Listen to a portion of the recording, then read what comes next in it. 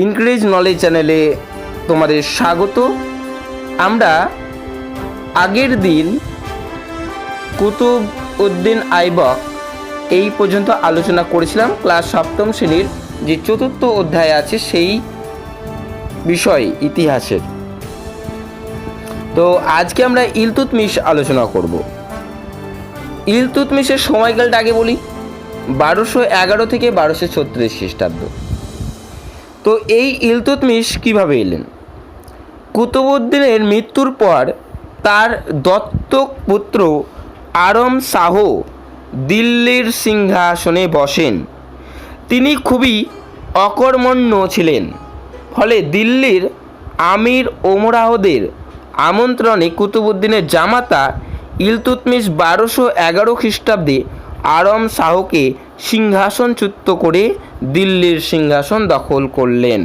তাহলে কি করলেন? আমিরদের আমন্ত্রণেই কুতুবউদ্দিনের জামাতা কি করলেন? ইলতুৎমিশ তিনি 1211 খ্রিস্টাব্দে এসে আরম শাহকে সিংহাসনচ্যুত করে তিনি দিল্লির সিংহাসন দখল করলেন। কিন্তু তিনি যে দিল্লির সিংহাসন দখল করলেন, এতে কি তিনি কঠিন সমস্যার মুখোমুখি হবেন না?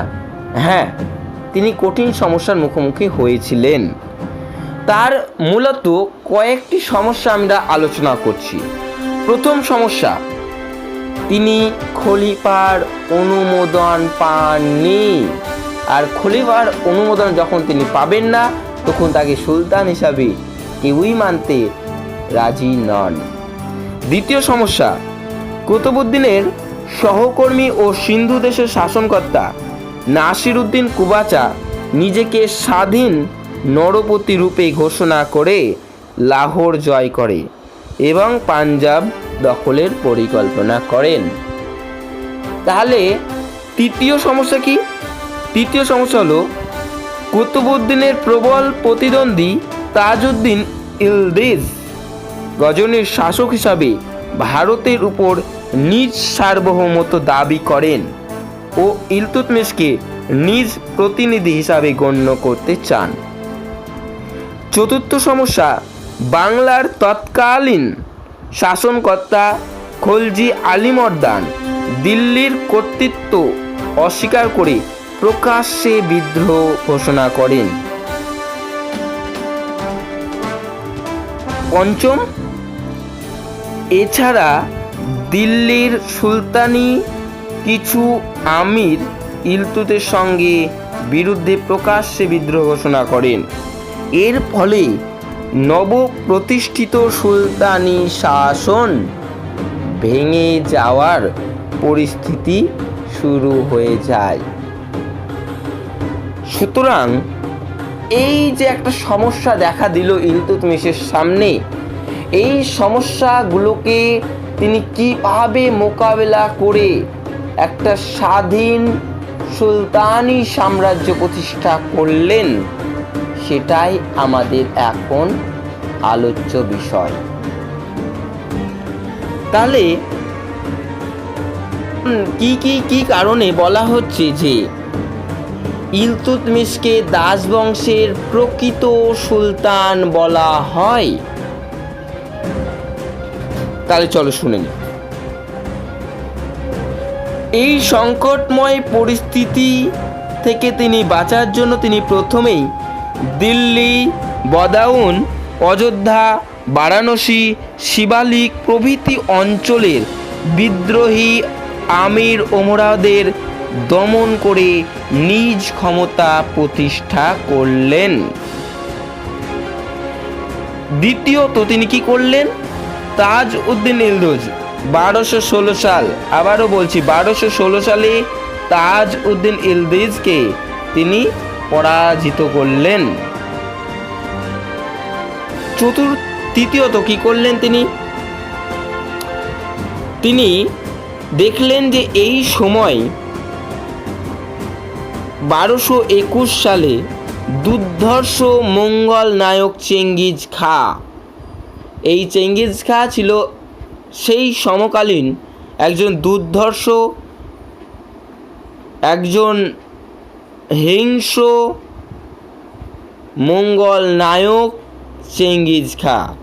তিনি মধ্য ও পশ্চিম এশিয়ার নানা রাজ্য জয় করে খিবা বা খোয়ারিজম রাজ্য আক্রমণ করেন। তাহলে কোন রাজ্য? খিবা ও খোয়ারিজম। কত খ্রিস্টাব্দে? 1221 খ্রিস্টাব্দে। এই খিবার অধিপতি বা খিবার সম্রাট জালাল উদ্দিন মংবর্ণে প্রাণ ভয়ে পাঞ্জাবে উপস্থিত হয়ে ইলতুৎমিশের আশ্রয় প্রার্থনা করেন। তিনি ইলতুৎমিশকে এসে বলছেন, হে ইলতুৎমিশ, তুমি আমাকে আশ্রয় দান করো, হে সম্রাট তুমি আমাকে আশ্রয় দান করো, ওদিকে আমাকে চেঙ্গিজ খাঁ তীরে তীরে আসছে। ইলতুৎমিশ ছিলেন খুব বিচক্ষণ। তিনি কি করলেন? তিনি বুঝতে পারলেন যে একে আশ্রয় দেয়া মানে নিজের ভাগ্য নষ্ট করে দেয়া। তাই তিনি কি করলেন? তিনি দূরদৃষ্টি সম্পন্ন হয়ে জালাল উদ্দিনকে আশ্রয় দেওয়ার অর্থই চেঙ্গিজ খাঁর আক্রমণের সম্মুখীন হওয়া এবং তার নবপ্রতিষ্ঠিত সুলতানি শাসনের অস্তিত্ব পক্ষে বিপজ্জনক।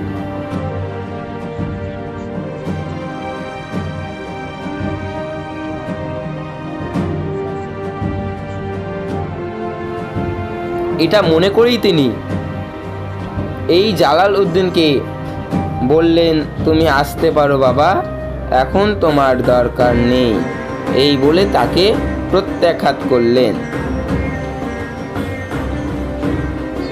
বলা বাহুল্য, এই ঘটনায় ইলতুৎমিশের প্রখর রাজনৈতিক জ্ঞানের পরিচয় আমরা পেয়ে যাই।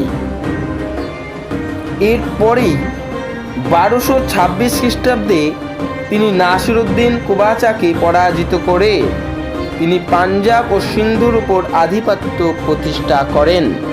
তারপরে তিনি করেন 1232 খ্রিস্টাব্দে রণথম্বর, জালোর, 1228 খ্রিস্টাব্দে। এইভাবে তিনি অনেক জায়গা তিনি পুনরুদ্ধার করেন, যা কুতুবউদ্দিন আইবকের আমলে হারিয়ে যায়।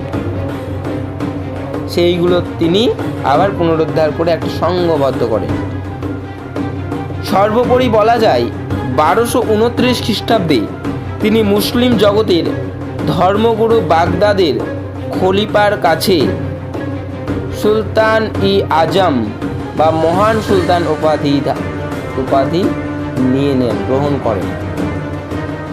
তাহলে তিনি যে সমস্যাগুলো প্রথমে দেখা দিয়েছিল সেই সমস্যাগুলো তিনি মোকাবিলা করলেন, করে এই দাস বংশকে একটা প্রতিষ্ঠিত শক্ত ভিতের উপর দাঁড় করিয়ে দিলেন।